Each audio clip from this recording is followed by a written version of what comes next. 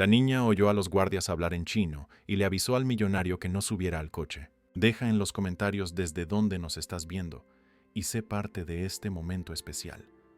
La tarde caía con la frialdad de los cristales de la ventana del edificio corporativo, cuando el poderoso empresario, recién salido de una reunión que definiría millones, fue detenido por una voz pequeña pero firme.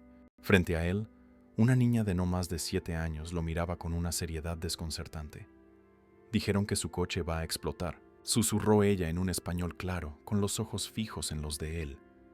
El hombre frunció el ceño, inclinándose hacia ella con incredulidad. Detrás, 4 de sus guardaespaldas personales conversaban en voz baja, aparentemente relajados, pero la niña insistía con una convicción escalofriante. ¿Qué dijiste?, preguntó el millonario, tratando de disimular su sorpresa. La niña apretó los puños pequeños y repitió, esta vez con firmeza, «Los oí». Estaban hablando en chino. Dijeron que su coche va a explotar cuando usted lo encienda. El silencio entre ellos se volvió pesado. El millonario sabía chino básico por sus negocios, pero jamás habría imaginado que una niña desconocida pudiera entender conversaciones que él mismo apenas podría descifrar. La miró con una mezcla de duda y respeto, porque sus ojos no mostraban miedo, sino la urgencia de alguien que dice la verdad. «¿Cómo sabes chino?», preguntó él bajando un poco la voz. «Mi abuela me enseñó», respondió ella sin dudar. «Hablaron muy rápido, pero entendí. Dijeron que están esperando el ruido, que después todo será un caos y nadie sospechará de ellos». El millonario se giró discretamente hacia los guardias, que ahora parecían vigilar la puerta principal. Se le oprimió el pecho. Cada fibra de su instinto de negociante, acostumbrado a las traiciones, le gritaba que no podía ignorar las palabras de aquella niña. «Niña», titubeó. «¿Sabes lo que estás diciendo?» «Sí», ella lo miró sin pestañear. «No suba a ese coche». El aire alrededor se volvió más pesado. El millonario tragó saliva, intentando mantener la compostura. Llevaba años rodeado de seguridad privada, hombres que juraban protegerlo, pero aquel aviso lo desequilibró como nunca. Dio un paso atrás y con voz firme llamó a uno de sus asistentes de confianza. «Tráeme a Santos, solo a él, ahora». El asistente se alejó rápidamente. El millonario evitó mirar directamente a los guardias, pero sentía sus ojos sobre él, como si supieran que algo se había filtrado. Se inclinó nuevamente hacia la niña. «Escúchame bien. Si lo que dices es verdad, estás en grave peligro. No permitirán que alguien los descubra». La niña apretó los labios. «No me importa. Mi abuela siempre me dijo que si podía ayudar a alguien a no morir, debía hablar». Esas palabras lo golpearon más que cualquier consejo de sus asesores financieros. En ese instante, el millonario sintió que el peso de su fortuna, de sus negocios y de sus trajes caros se desmoronaba ante la simple valentía de una niña. El asistente regresó con Santos, el único hombre en quien el millonario confiaba ciegamente. Habló con él en voz baja sin apartar los ojos de los guardias. «Revisa el coche ahora, pero hazlo como si fuera rutina». Santos asintió y caminó hacia el vehículo estacionado a pocos metros. Los guardias lo miraron tensos, intercambiando palabras cortas que el millonario ya no podía ignorar. El corazón del empresario se aceleró. Algo estaba a punto de explotar, literal o figurativamente. La niña se aferró a su saco, y por primera vez en muchos años, aquel hombre acostumbrado a dominar salas enteras, a doblegar rivales en negociaciones despiadadas, sintió miedo real. De repente uno de los guardias se adelantó, forzando una sonrisa. «Señor, el coche está listo. Necesitamos irnos pronto». «No es bueno demorarse aquí». El millonario respiró hondo. Su mirada alternaba entre la niña que no soltaba su saco y los guardias que lo presionaban. Todavía no podía confirmar nada, pero si daba un paso en falso, tal vez sería el último. Y exactamente en ese instante, Santos levantó la mano desde el coche con un gesto alarmante que solo él entendió. La tensión se volvió insoportable. El millonario sintió que se le cerraba la garganta. Los guardias se giraron de repente hacia Santos y la niña tiró de su brazo con desesperación. El destino estaba a punto de decidirse. Si te está gustando la historia, no te olvides de dar me gusta, suscribirte y comentar qué te está pareciendo. Los guardias comenzaron a caminar hacia el coche, intentando bloquear la visión. El millonario entendió de inmediato que algo se estaba confirmando. El aire se llenó de electricidad, como si todos supieran que el próximo movimiento podría costarles la vida. Y mientras la niña lo miraba con los ojos desorbitados, comprendió que ya no había vuelta atrás. La primera parte termina aquí, con el eco de una verdad incómoda. Alguien dentro de su propia seguridad quería verlo muerto y la única persona que le había avisado era una niña. El millonario no apartó los ojos de los guardias que se acercaban al coche. Su respiración era lenta, medida, pero por dentro el corazón le latía con violencia.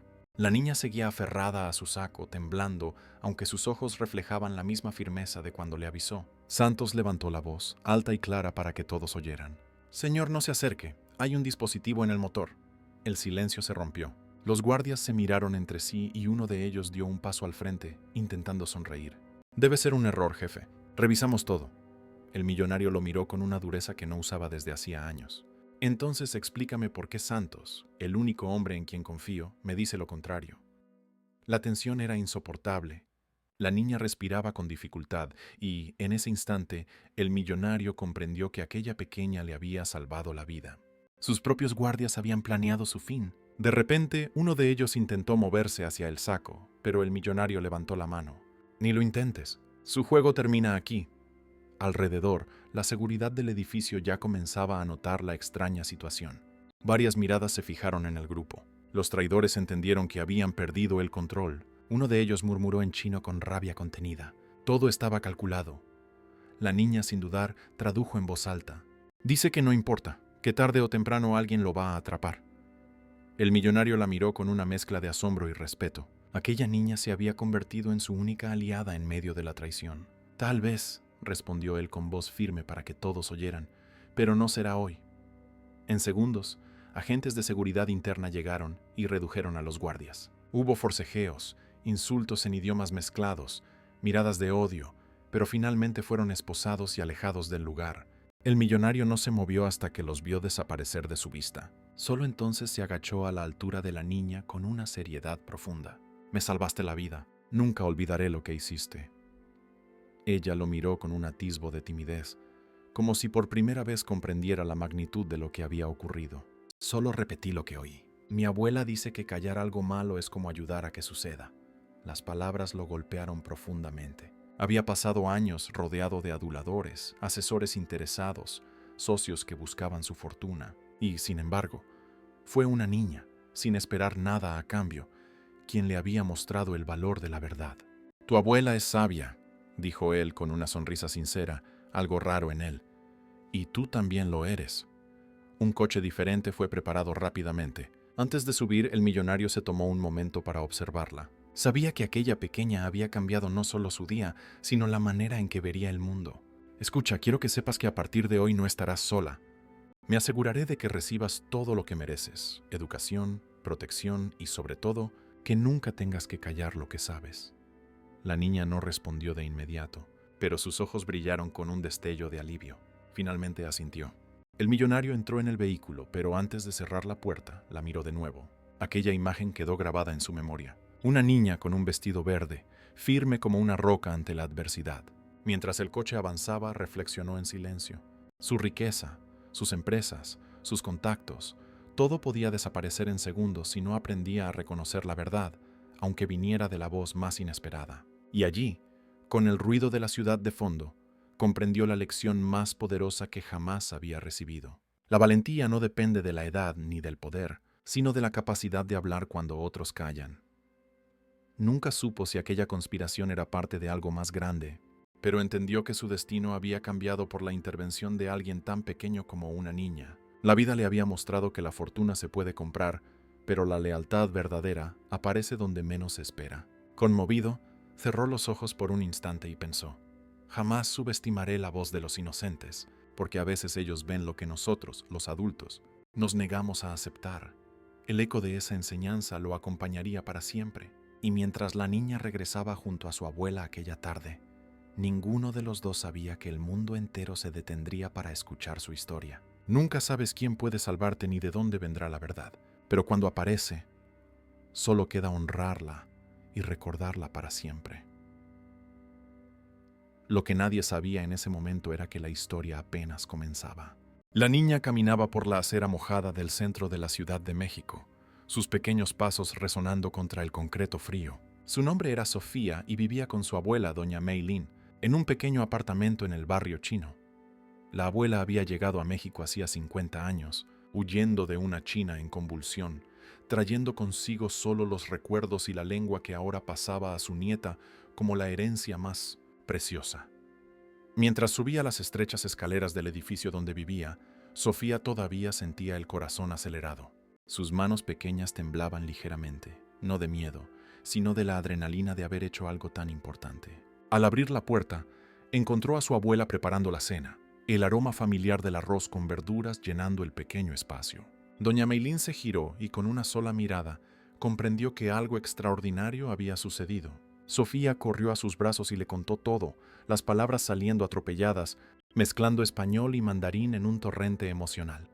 La anciana escuchó en silencio, sus ojos oscuros brillando con una mezcla de orgullo y preocupación. Cuando Sofía terminó, doña Meilín acarició sus cabellos negros y lisos. «Hiciste lo correcto, mi pequeña dragona dorada», dijo ella en la lengua de sus ancestros. «Pero ahora debemos tener cuidado. Hombres poderosos tienen enemigos poderosos, y te has puesto en medio de una guerra que no es nuestra».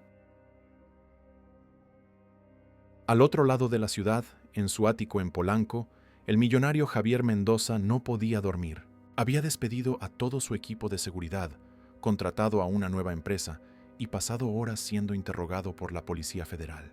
Los 4 guardias traidores habían sido arrestados.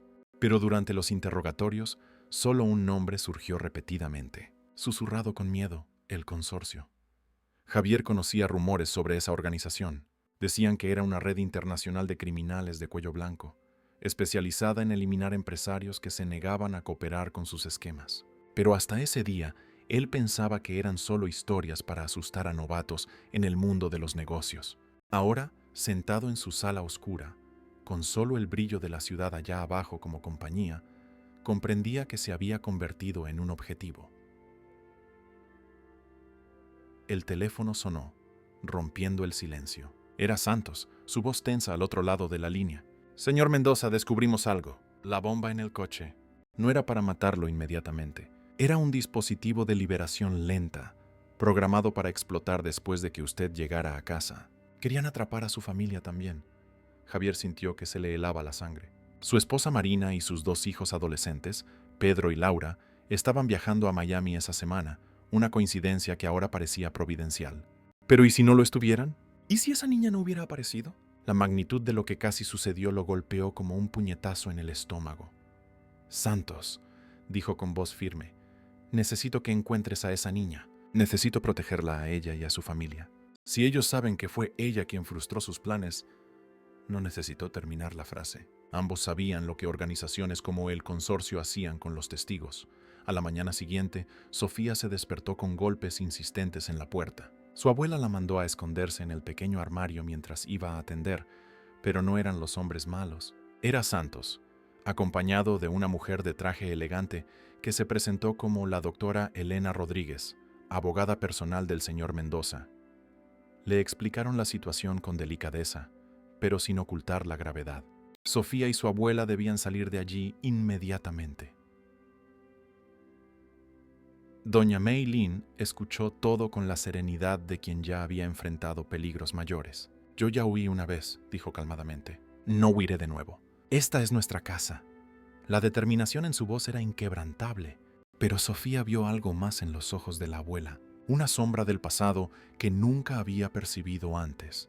Fue entonces cuando Javier Mendoza entró personalmente al pequeño apartamento. Había insistido en venir, en contra de todos los consejos de seguridad. Necesitaba mirar a los ojos a esa niña y a su abuela. Necesitaba entender quiénes eran esas personas extraordinarias que el destino había puesto en su camino. Doña Meilín comenzó inclinándose respetuosamente al estilo oriental, un gesto que claramente sorprendió y conmovió a la anciana. «Su nieta salvó no solo mi vida, sino la de toda mi familia. Tengo una deuda impagable con ustedes. Por favor, déjenme ayudarlas». La conversación que siguió reveló capas inesperadas. Doña Meilín no era solo una refugiada común. En su juventud, había sido traductora para el gobierno chino. Tenía conocimiento de 6 idiomas y le había enseñado todo a su nieta como forma de mantener viva su herencia. Sofía no era solo una niña que por casualidad sabía chino, era un prodigio lingüístico, capaz de captar matices y acentos que la mayoría de los adultos perdería. Javier hizo una propuesta. Él les proporcionaría una nueva casa en un condominio seguro, con toda la protección necesaria. Sofía recibiría la mejor educación posible y doña Meilín tendría todo el confort que merecía. Pero había una condición. Necesitarían testificar cuando el caso fuera a juicio. Señor Mendoza, dijo doña Meilín tras un largo silencio, usted no entiende. Esos hombres que hablaban chino, el dialecto que usaban, lo reconocí. Es de una región específica de Guangzhou, usado solo por un grupo muy particular. Yo sé exactamente quién está detrás de esto. El silencio que siguió fue denso. Javier se inclinó hacia adelante, sus ojos brillando con una mezcla de curiosidad y aprensión. ¿Quién? Alguien que creí que había muerto hace 30 años, respondió doña Meilín, su voz temblando por primera vez. Mi propio hermano. La revelación cayó como una bomba en la sala. Sofía miró a su abuela con ojos desorbitados. Nunca había oído hablar de un tío abuelo. Javier intercambió miradas con Santos y Elena, todos procesando la implicación de esa información. La conspiración tenía raíces mucho más profundas y personales de lo que nadie podría imaginar. Doña Meilín continuó, su voz ganando fuerza mientras revelaba secretos guardados por décadas. Su hermano, Chen Wei, se había involucrado con el crimen organizado siendo joven en China. Ella intentó salvarlo, pero él eligió el camino de las sombras. Cuando ella huyó a México, creyó que estaba dejando todo atrás. Pero aparentemente Chen Wei había sobrevivido y prosperado, convirtiéndose en una de las figuras más poderosas del submundo criminal internacional. Descubrió dónde estoy, dijo ella, una lágrima solitaria descendiendo por su rostro arrugado. Y usar a mi nieta para encontrarme. Eso tiene su firma. Él siempre fue meticuloso, siempre jugando ajedrez mientras otros jugaban a las damas. Javier lo comprendió de inmediato. Él no era el objetivo principal. Era solo una pieza en un juego mucho más grande. Una forma de Chen Wei de enviarle un mensaje a su hermana. Sé dónde estás. Controlo todo a tu alrededor. El intento de asesinato era secundario. El verdadero objetivo era crear una situación donde Meilín y Sofía fueran expuestas. Pero algo había salido mal en el plan de Chen Wei. No contaba con la valentía de Sofía, ni con el hecho de que ella entendería la conversación de los guardias. Y ciertamente no esperaba que Javier Mendoza fuera el tipo de hombre que arriesgaría todo para proteger a una niña y a su abuela. Vamos a luchar, declaró Javier con determinación. No solo contra los hombres que intentaron matarme, sino contra toda la organización. Y vamos a empezar con su hermano, doña Meilín. La anciana lo estudió por un largo momento, luego asintió lentamente. Usted no sabe en lo que se está metiendo, señor Mendoza. Mi hermano tiene conexiones en todos los continentes, recursos ilimitados y una mente brillante, pero... Hizo una pausa, mirando a Sofía con un amor feroz. Cometió un error al involucrar a mi nieta. Ahora yo también voy a luchar. En los días que siguieron se montó una operación compleja. Javier usó todos sus contactos en el gobierno y en la inteligencia mexicana. La Policía Federal, la Interpol e incluso agencias internacionales fueron involucradas. El apartamento en el barrio chino fue evacuado durante la noche y Sofía y doña Meilín fueron llevadas a una casa segura. Pero Chen Wei siempre estaba un paso por delante. Mensajes comenzaron a aparecer, escritos en mandarín antiguo, dejados en los lugares más inesperados. En el periódico que Javier leía todas las mañanas, en el espejo del baño de la casa segura, incluso en una nota dentro de la mochila escolar de Sofía. Todos decían lo mismo. La familia es la sangre. La sangre siempre encuentra su camino de regreso. Sofía, a pesar del miedo, mostraba una resiliencia impresionante. Continuaba sus estudios, ahora con maestros particulares traídos por Javier. Aprendía no solo idiomas, sino también música, matemáticas avanzadas y artes marciales, esta última por insistencia de su abuela. La mente debe estar afilada, pero el cuerpo también debe estar preparado, decía doña Meilín durante las sesiones de Tai Chi que hacían juntas todas las mañanas. Javier, por su parte, había transformado su ático en una fortaleza. Cámaras de seguridad, guardias armados, sistemas de detección avanzados, pero él sabía que todo eso era solo una medida temporal. Para realmente acabar con la amenaza, necesitarían ir a la fuente. Necesitarían encontrar a Chen Wei. Fue entonces cuando llegó una pista inesperada. Uno de los guardias arrestados, después de semanas de interrogatorio, finalmente se quebró. Reveló que habría una reunión del consorcio en Macao el mes siguiente. Chen Wei estaría presente, junto con otros líderes de la organización. Era la oportunidad que esperaban. Javier comenzó a planear. Tenía contactos en Macao, empresarios que le debían favores, oficiales que podían ser persuadidos. Pero cuando le presentó el plan a doña Meilín, ella negó con la cabeza. No, señor Mendoza, si alguien va a confrontar a mi hermano, seré yo. Es una cuestión de familia, de honor, de cerrar un ciclo que comenzó hace medio siglo. La discusión fue intensa. Javier argumentaba que era demasiado peligroso, que doña Meilín era mayor, que debían dejar que las autoridades se encargaran de eso. Pero la anciana tenía una carta bajo la manga que nadie esperaba. Reveló que, durante todos estos años, había mantenido evidencias de la implicación de su hermano en crímenes. Documentos, fotografías, grabaciones, todo guardado en una caja de seguridad en Zúrich, esperando el momento adecuado. Siempre supe que este día llegaría, dijo calmadamente. Me preparé para él, pero nunca imaginé que mi nieta estaría involucrada. Eso lo cambia todo. El plan fue rehecho. Doña Meilín iría a Macao, pero no sola. Javier insistió en acompañarla, junto con un equipo de seguridad. Sofía se quedaría en México, protegida por santos y un equipo especial. Pero la niña tenía otros planes. La noche antes del viaje, Sofía buscó a Javier en su oficina. Don Javier, dijo con esa misma firmeza del día en que lo salvó, necesito ir también. Sé que es peligroso, pero este es mi tío abuelo, mi familia. Y además, hizo una pausa, escogiendo las palabras cuidadosamente. Oí más cosas ese día, cosas que no conté porque no estaba segura de lo que significaban. Pero ahora, sabiendo quién está detrás de esto, todo tiene sentido. Hay un código que usan, una forma de hablar que solo alguien que conoce los dialectos específicos podría entender. Puedo ser útil. Javier estaba dividido. Por un lado, no podía arriesgar la seguridad de una niña. Por otro, Sofía había demostrado ser extraordinariamente valiente e inteligente. Fue doña Meilín quien tomó la decisión final. Ella irá, declaró con firmeza. Chen Wei necesita ver lo que su codicia y maldad han causado. Necesita mirar a los ojos de la sobrina nieta que nunca conoció y entender el peso de sus elecciones. El viaje a Macao fue tenso. Volaron en un jet privado de Javier, con medidas de seguridad extremas. Durante el vuelo, doña Meilín contó más sobre su hermano. Cómo era brillante cuando joven, destinado a grandes hazañas en la ciencia. Cómo la pobreza y la desesperanza lo llevaron por el camino equivocado. Cómo ella intentó salvarlo, pero él eligió el poder sobre la familia. Sofía escuchaba todo con atención, absorbiendo no solo las palabras, sino las emociones detrás de ellas. Comenzó a entender que esta no era solo una historia de crimen y justicia, sino una tragedia familiar que se extendía por generaciones. En Macao, se instalaron en un hotel discreto, lejos de los casinos y el glamour que la ciudad ofrecía. La reunión del consorcio sería en una villa privada en las colinas, un lugar imposible de acercarse sin ser invitado. Pero doña Meilín tenía un plan. Envió un mensaje a su hermano, una única frase en el dialecto de su infancia. El dragón dorado regresa al nido. La respuesta llegó en pocas horas. Chen Wei accedió a verla, pero tenía condiciones. Debía ir sola, sin armas, sin dispositivos de grabación. Javier protestó vehementemente, pero doña Meilín estaba determinada.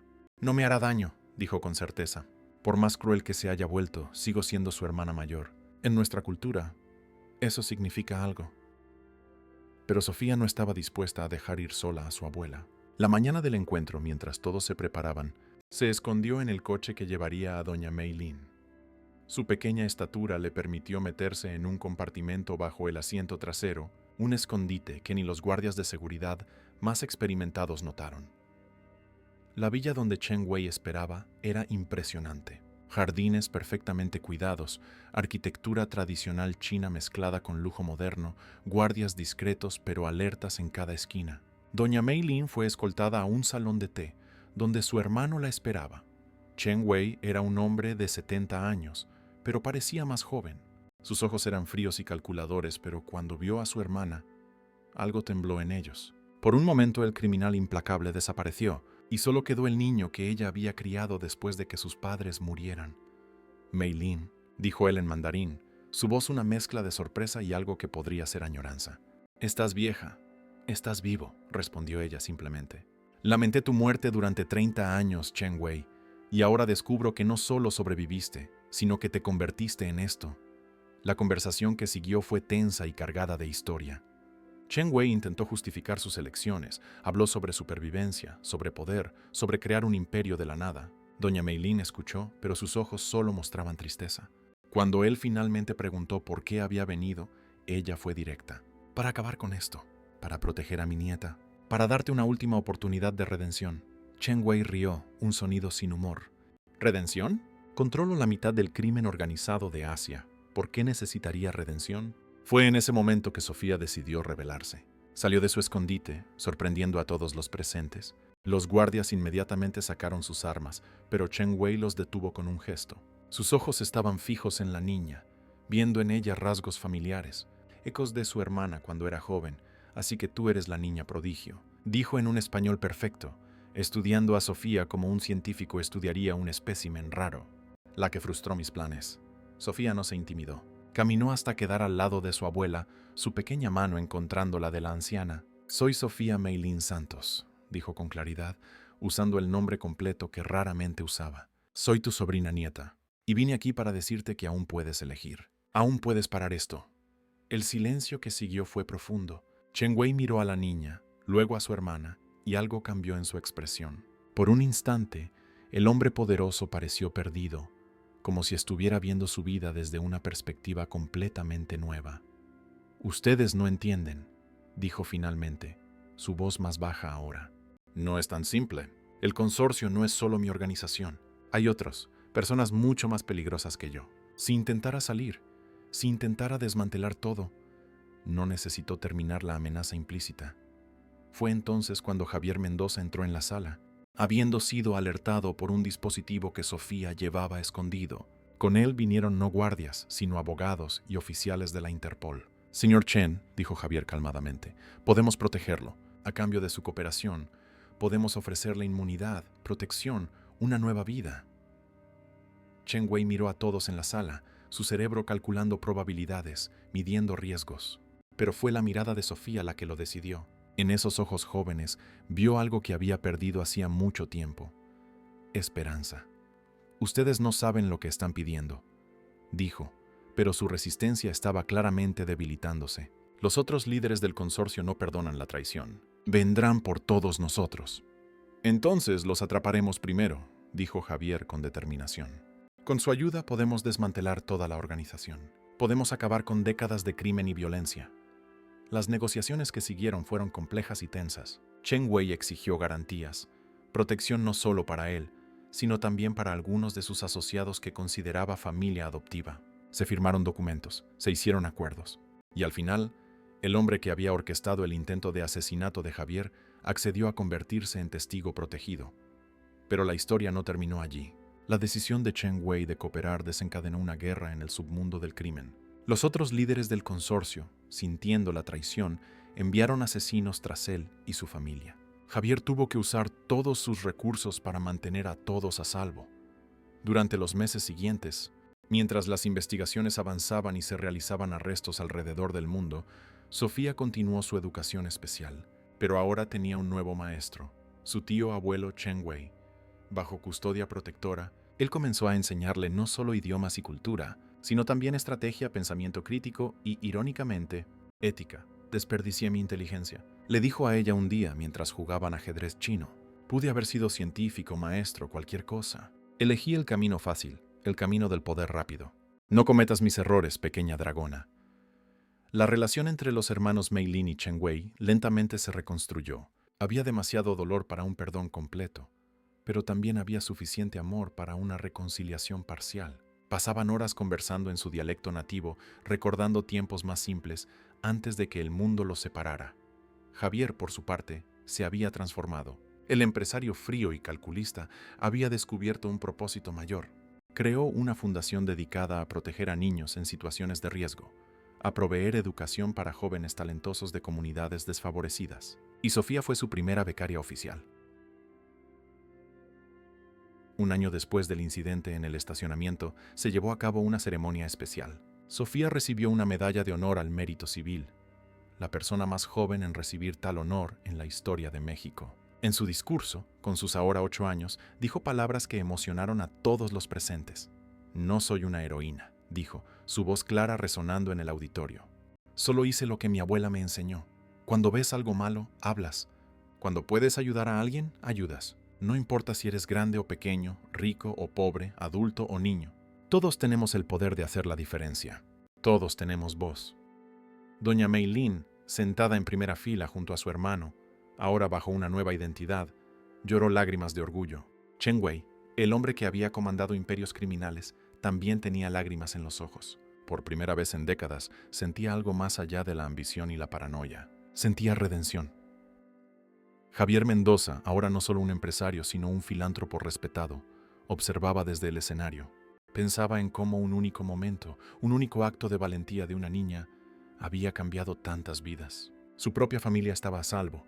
Sus hijos Pedro y Laura se habían inspirado en la historia de Sofía para involucrarse en trabajos sociales. Su esposa Marina se había convertido en una de las principales promotoras de la fundación, pero la historia aún guardaba una última sorpresa. Durante las investigaciones sobre el consorcio, se descubrió que la organización mantenía a decenas de niños en situación de trabajo esclavo alrededor del mundo, forzados a trabajar como traductores y espías debido a sus habilidades lingüísticas. Con la cooperación de Chen Wei, todos fueron rescatados. Sofía se involucró personalmente en el proceso de rehabilitación de esos niños. A pesar de su corta edad, se convirtió en una especie de mentora para ellos, mostrándoles que era posible usar sus talentos para el bien. Muchos de esos niños fueron adoptados por familias alrededor del mundo. Otros fueron reunidos con parientes perdidos hace mucho tiempo.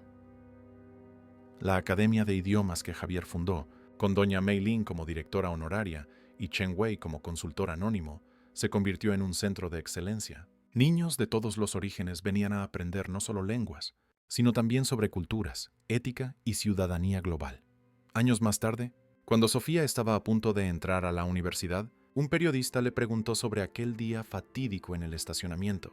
Ella pensó por un momento antes de responder.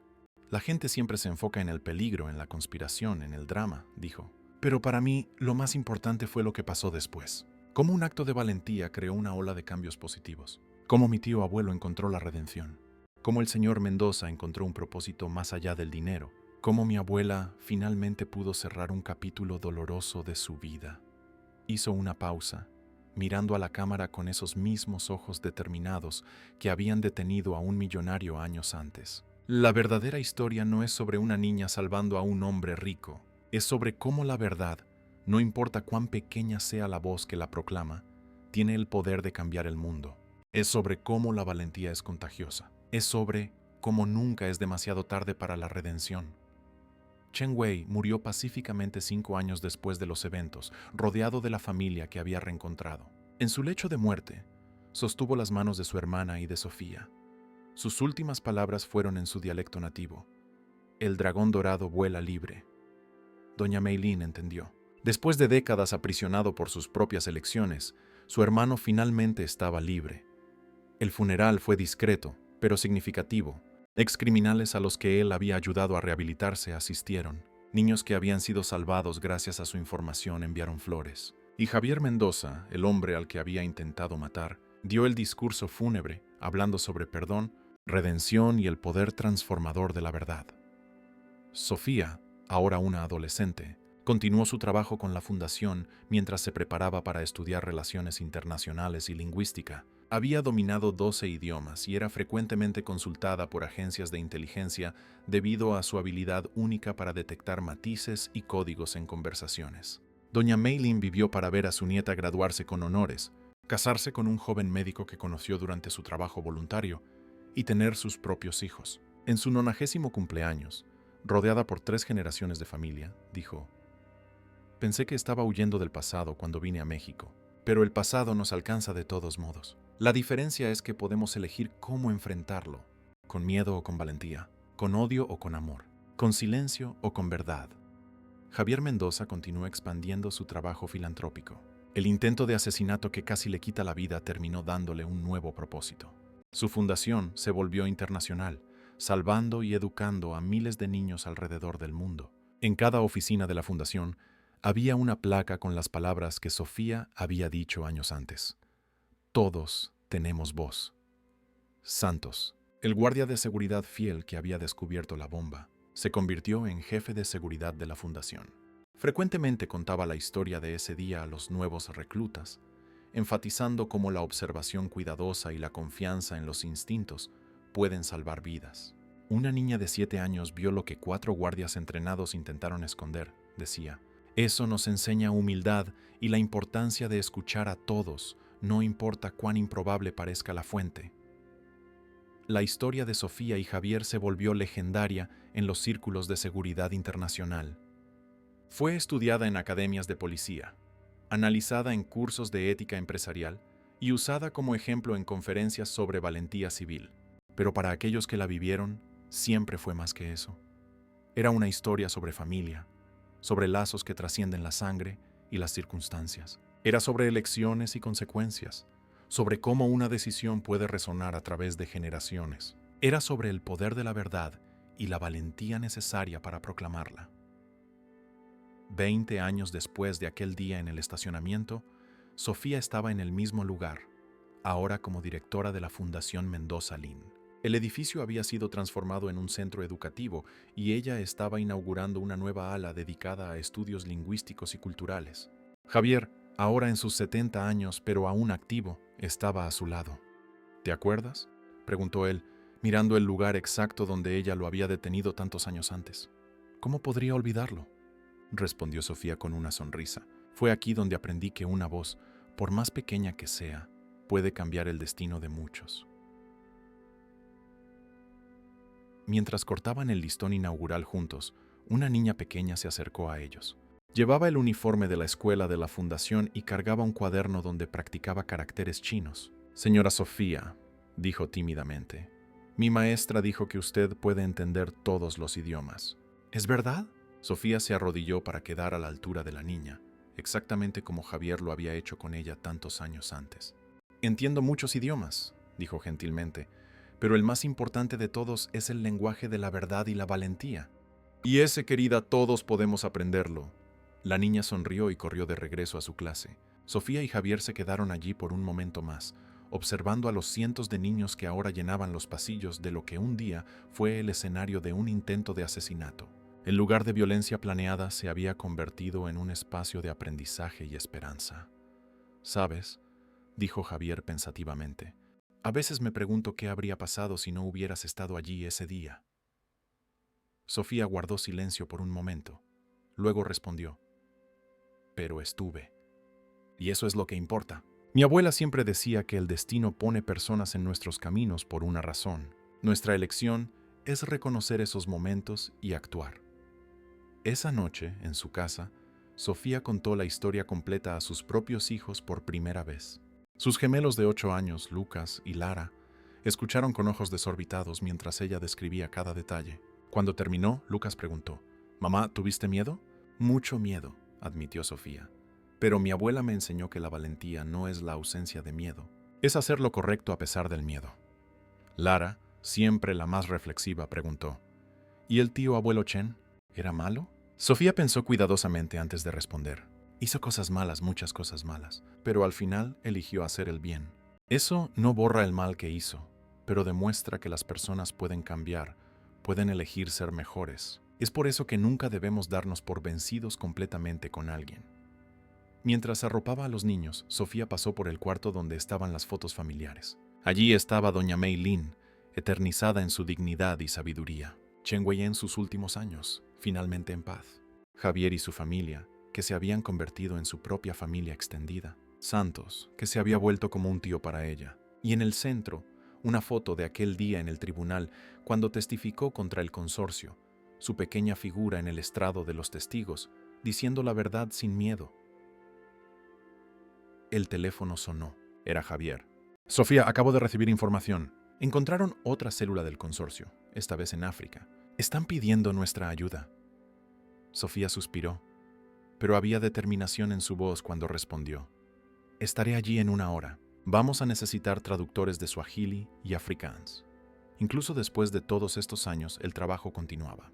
El mal se reinventaba, se reorganizaba, pero también lo hacía el bien. Y Sofía había aprendido que cada victoria, por pequeña que fuera, valía la pena. Cada niño salvado, cada verdad revelada, cada acto de valentía inspirado creaba ondas que se expandían mucho más allá de lo que se podía ver. Al salir de casa, pasó por la estantería donde guardaba sus diplomas y premios. Pero lo que más valoraba era una pequeña tarjeta escrita a mano en mandarín que le dio su abuela poco antes de morir. Decía simplemente, «El dragón dorado vuela porque tiene el valor de abrir sus alas». Sofía sonrió.